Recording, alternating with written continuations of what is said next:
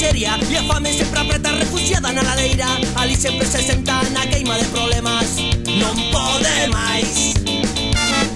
Son tempos de miseria e os soños alimentan a falta de esperanza, pois nela nunca cabe o abandono e a fartanza. Ten 5 irmáns. Despertarás dende un rincón, sabendo que hoxe nada será igual. E enterrarás todos os medos que che impuseron xa fai tempo atrás.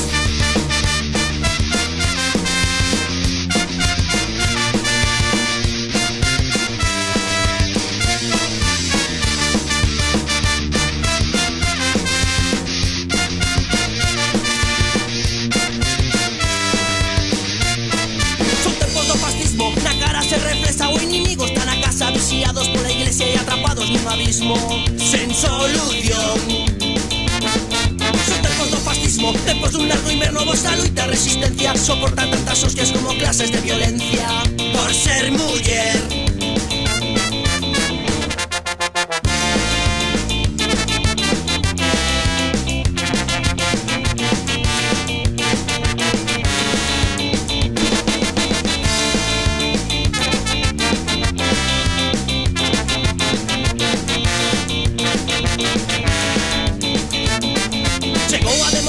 Igualdade nos papéis, camiña a vosa desgracia, amparada polas leis nun sistema patriarca que non se ve. Despois de tanto tempo afogando cada día, xa chegou ese momento, comeza a nova partida con forza e lamento. Xa sae o sol.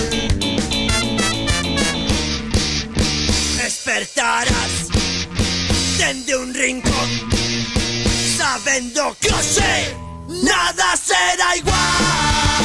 E enterrarás todos os medos que che impuseron xa fai tempo atrás.